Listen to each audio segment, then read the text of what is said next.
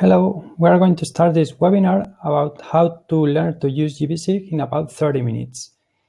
Firstly, I'm going to show you where you can download gvSIG. So I'm going to share my.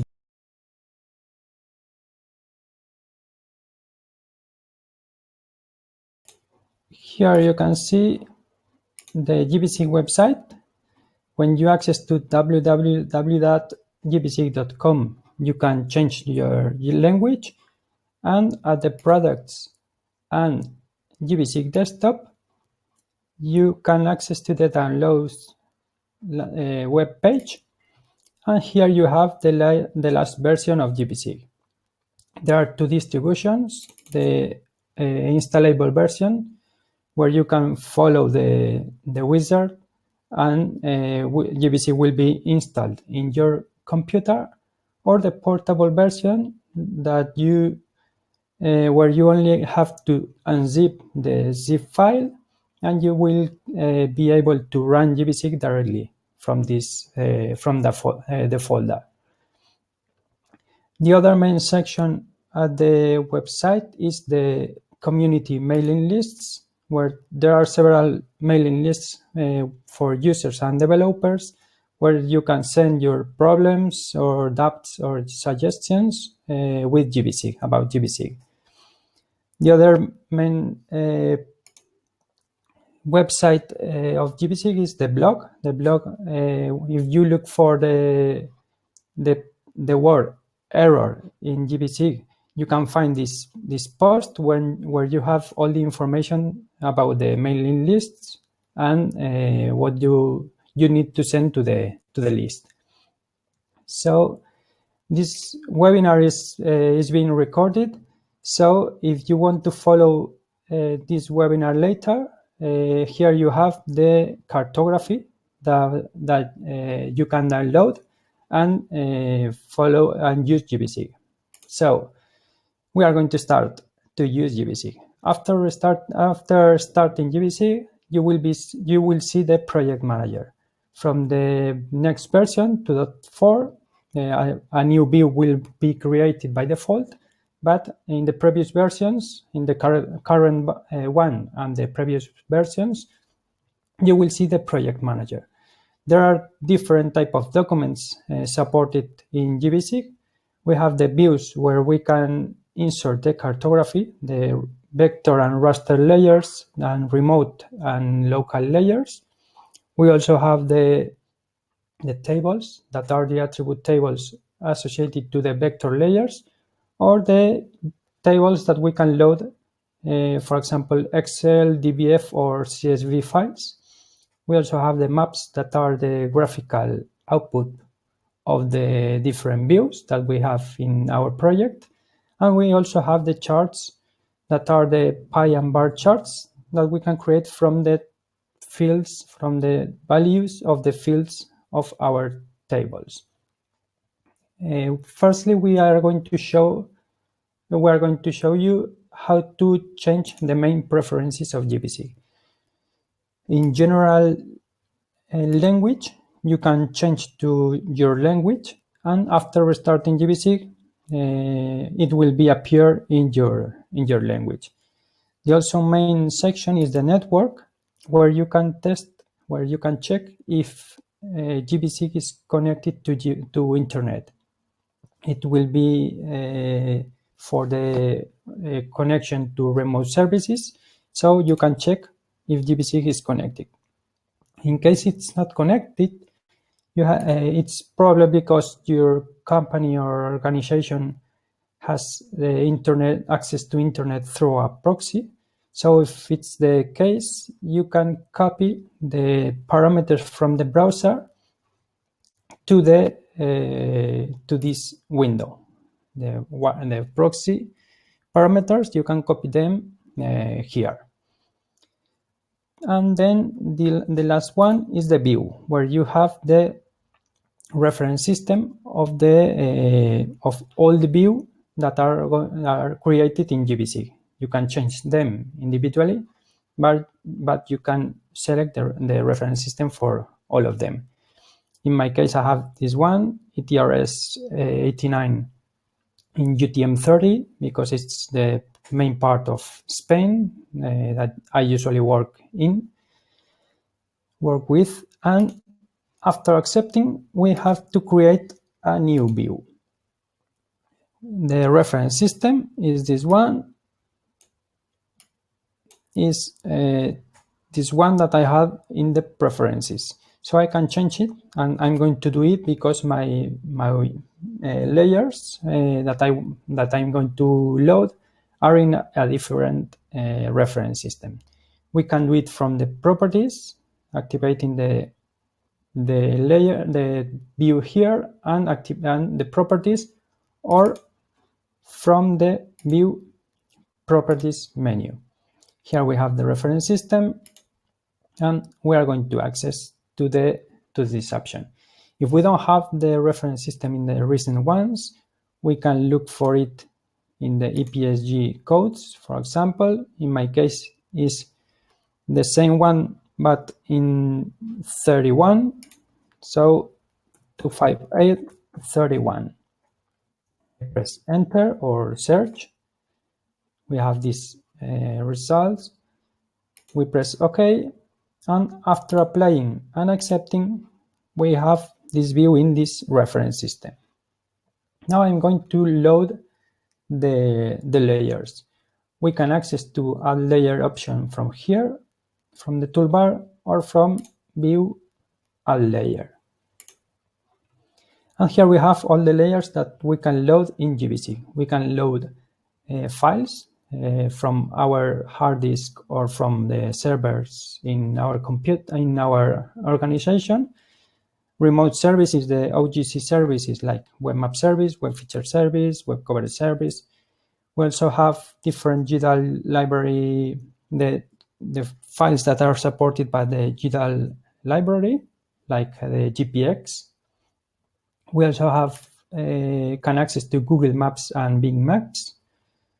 We also have the geodatabase like PostGIS, vector PostGIS or raster PostGIS from here, and OpenStreetMap. So I'm going to load a file. I'm going to press add, and we are going to access to the folder. Here we have different files. I'm going to load the file with the departments of France. And in this case, we have two options. The same file, but with a PRJ file, or with the PRJ file. The PRJ file contains the reference system information. So I'm going to see both options. Here I'm going to load it. So it doesn't have the reference system information, so it indicates that it's unknown. It assumes the same of the view than the view. I'm going to remove this layer, and I'm going to load it again, but with the PRJ file. And here you can see that the reference information is indicated. So I accept, because it's the same than the view. I accept, and here we can see the departments of France. We can see the attribute table with the data, the alphanumerical information of the different records. We can access from the secondary button and attribute table, or with from this button, show attribute table.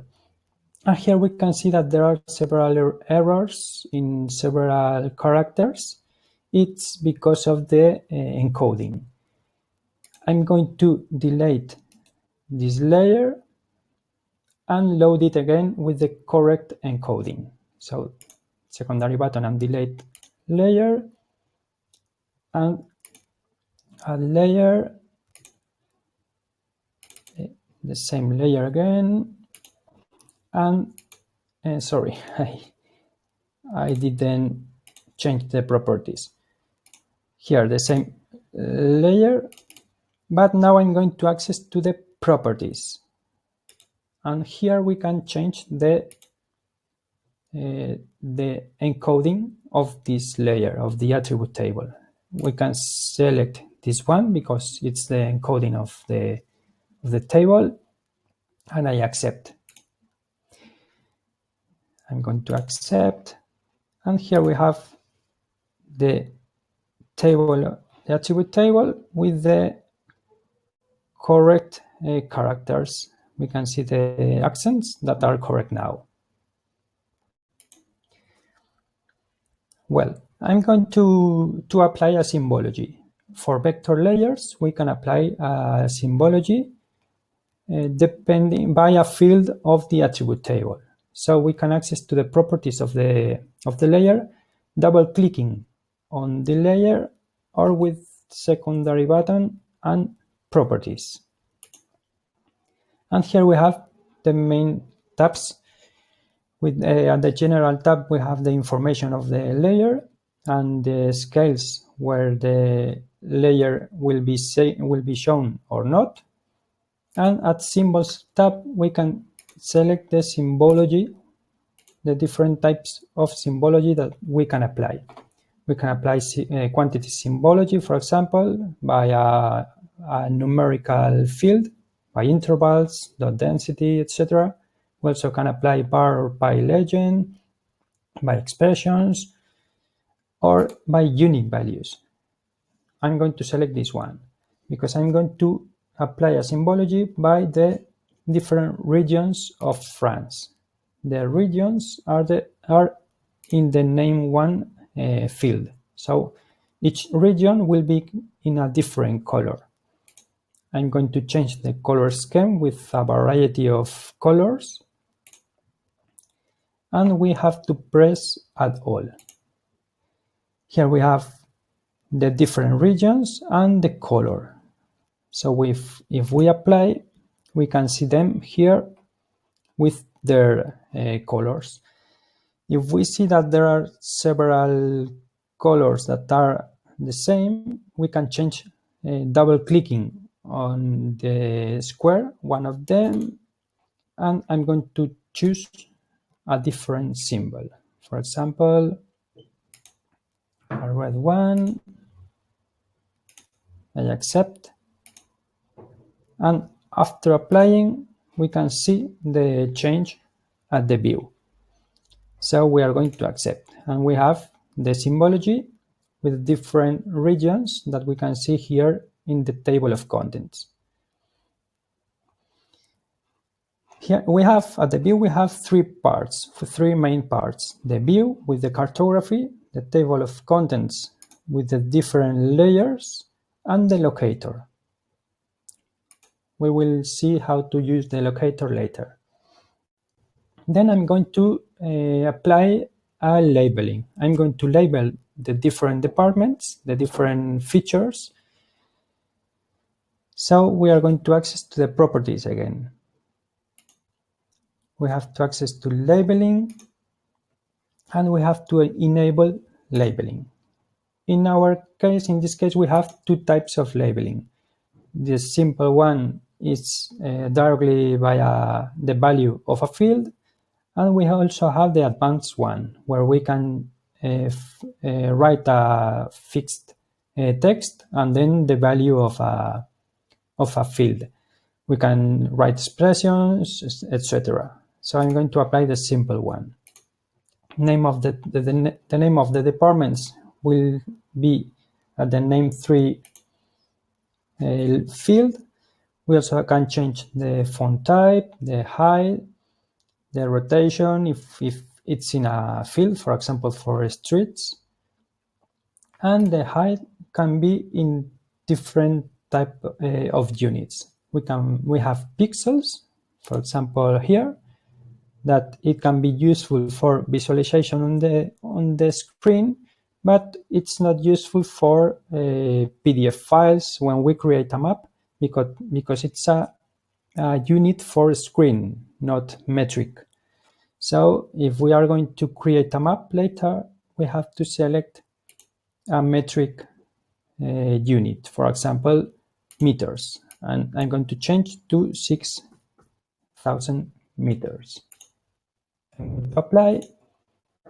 And here we can see that the size is the same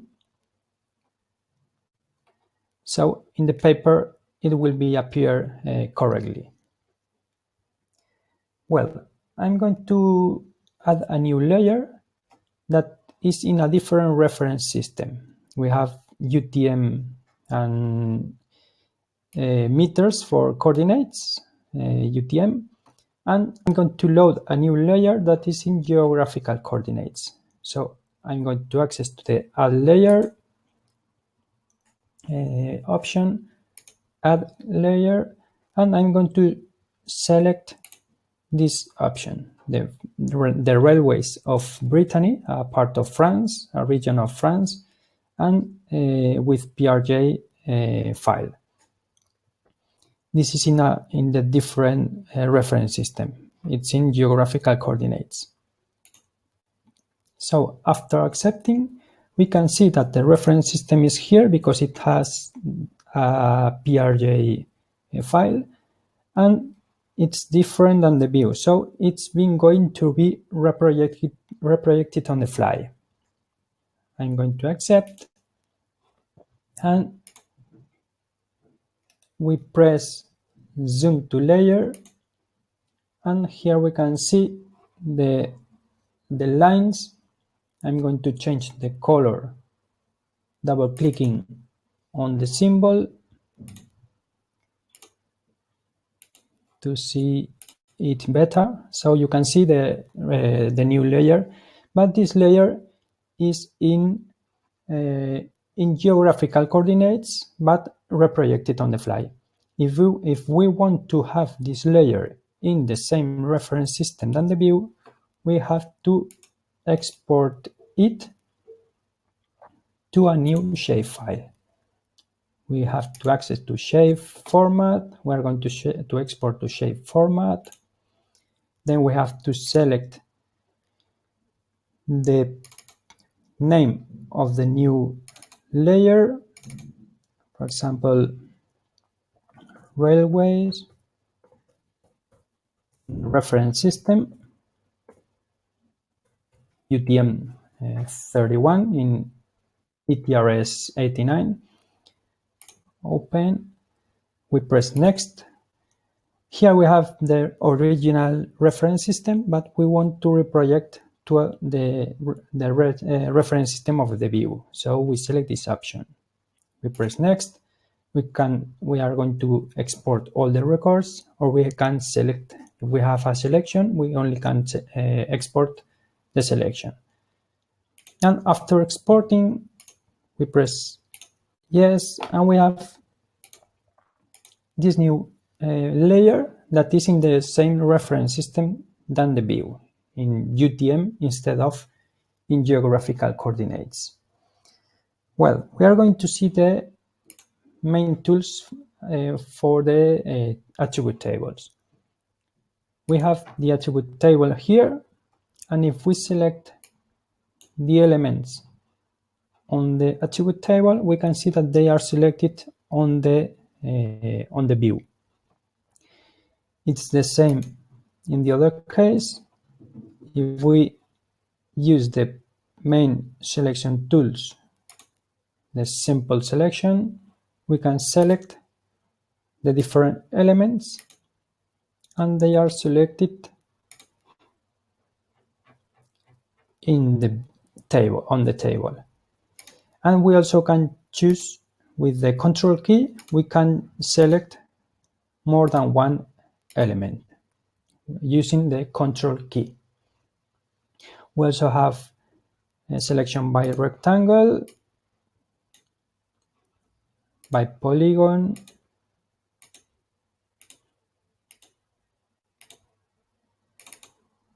here we have the selection, the polygon, by polyline, by circle, by buffer. We also can change a reverse selection, and we also can clean the selection. Then we have a very useful tool, but that is the information by point.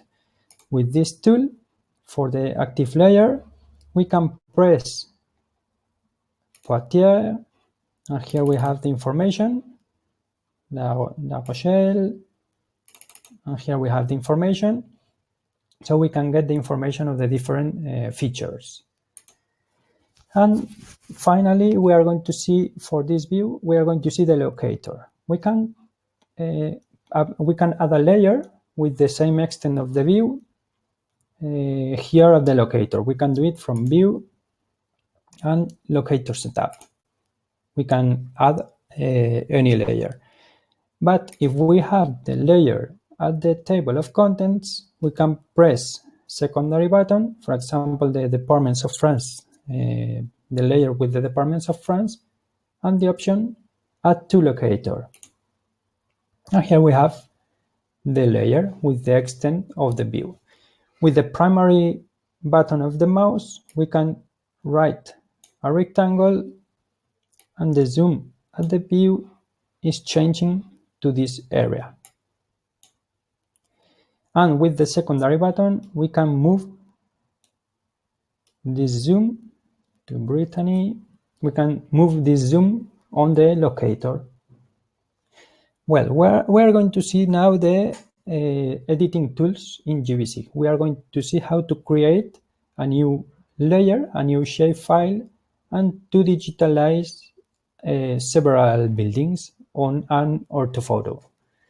So we are going to access to show project manager, and we are going to create a new view changing the reference system. This is the reference system of this one. This is the reference system of my preferences, but I'm going to change the properties here, and it's this one. If we don't have the reference system in the recent ones, we can look for it by the code 6910, enter, and we have this one. We press OK, and we accept. And here we have the new view with the new reference system.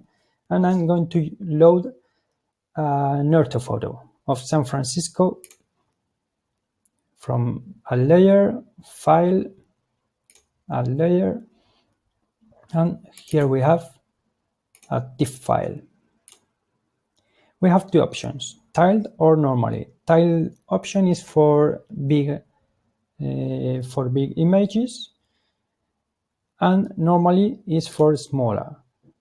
In my case, it's a small orthophoto, so you can load in normally option. And I'm going to zoom to this area, and now I'm going to create a new layer. From the view new layer option, we can create a new shapefile. We press next. Here we have to select the name of the output file, for example, buildings.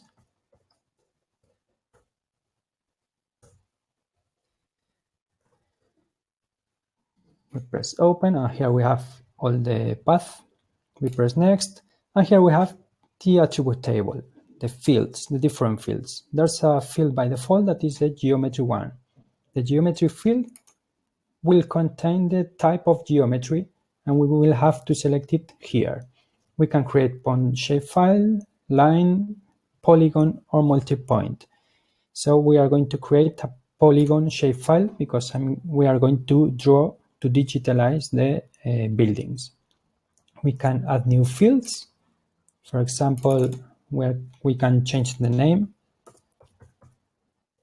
Building, it doesn't have the limit of the characters for the name of the fields is 10, no more than 10. For the dbf file, that is the attribute table associated to the shapefile. The type of the field, text or string, integer, float for decimals, and date. So in my case, I'm going to select string. And the length. We can change the length. For example, for paths to files, we would change it to 100 or 200 characters. But in my case, I'm going to keep 20. We press next, and we are going to add layer to the view.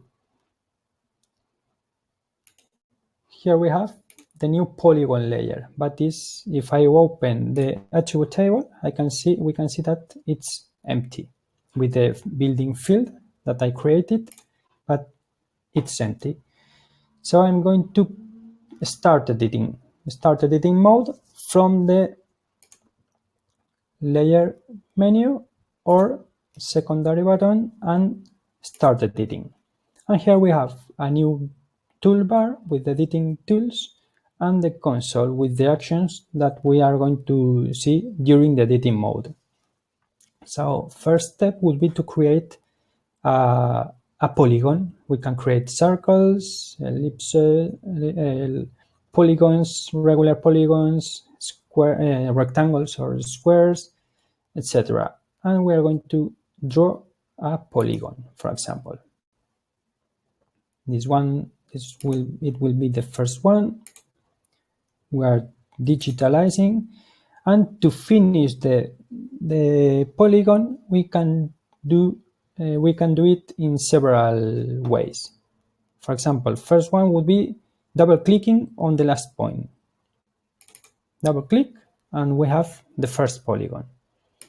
The other option would be clicking on the last point and secondary button and close or finish polyline. We also can insert new points, remove the last point if it's not correct.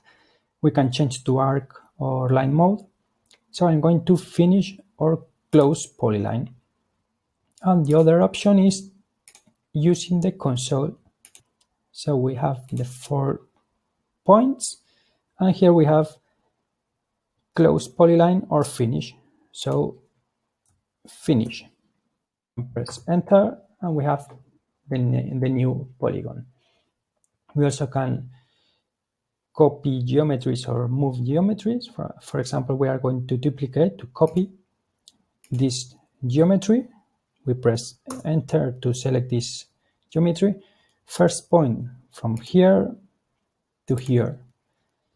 We can move this geometry, for example, 50 meters to the north. So move geometry. First point would be 0, 0, and the second point, if we want to move this geometry to the north, would be 0, 50 meters, the y-axis, to the north. So we have moved this geometry to the north, 50 meters. We can rotate this geometry or scale. I'm going to rotate it. Center of rotation is here. We can do it by hand or writing 90 degrees at the console, 90 degrees for rotation. We also can split geometries. For example, this geometry split, and we have to select tool to split the selected geometry. We can split using a line or an arc. So a line, and we have 2 different geometries, and we also can join them using the control key. We can select both geometries, and we have the join geometries option. So we have only one. We also can create the auto polygon. For example, if we want to create a polygon here between the other ones, but not following the lines manually, we can create auto polygon. Select tool to draw the auto polygon would be the insert polygon tool. So we can draw this polygon,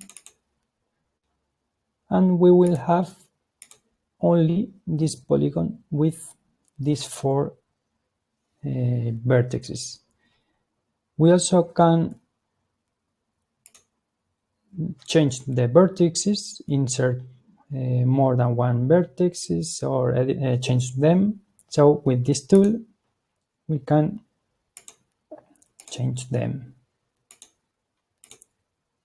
or we can insert pressing plus and then adding a new vertex. And we also can create internal polygons. After finishing the graphical part, we can, for example, we are going to remove this geometry and this one. And after finishing the graphical part, we can open the attribute table and fill building 1, 2, and 3. This is the alphanumerical information of the different polygons. And we are going to finish editing. We can discard, we can continue editing, or we can save editing. So we have the 3 elements that in our new layer that we have created in our disk. And finally, to finish this webinar, we are going to see how to create a map. We had the first view with the departments of France with a legend and with the labels. So we are going to access to the Show Project Manager menu, and we are going to create a map. So we press New, and here we have the size, the page size. So this one, we can select a customized size, horizontal or vertical, and we have to select the view that we want to insert. So this one, it was a view with the departments of France, and I'm going to accept. Here we have the view in this paper. So when we have the view selected, we can change the zooms for the view. We can change the zoom here. We also can change the properties. So for example, we can select a fixed scale, 7 million. Here we have 7 million for the scale. Then we can insert the north. Here we have to select the type of north. And we have to select the view that the framework, the view, because if we rotate the view at the map, the north will rotate at the same time. So here we have the north, then we have the scale. We have to select the view, then we have this scale. We can select a numerical or a graphical scale and the number of intervals that we want to include, and it will indicate the number of intervals at the right side, so 2, and the left side another 2. We can insert the numerical scale on the scale bar or not, the units, etc. And here we have the scale. We also can insert the legend. We have to select the view, and then we have to select the layers that we want to add in our scale. In our case, the departments of France with the different colors. We also can insert texts. For example, France departments. And we can select a font size. A font, align, etc. or rotate. And here we have the title. We also can include the lines, points, or polygon, regular polygons, for example, or polylines or rectangles. For example, a rectangle. And we can insert graphs if we have graphs in our project, or images. For example, a logo. Here we have to select the image. For example, this one. And finally, when we have our map, we can print the map to a printer. We can export to PostScript or to PDF file. For example, to PDF file.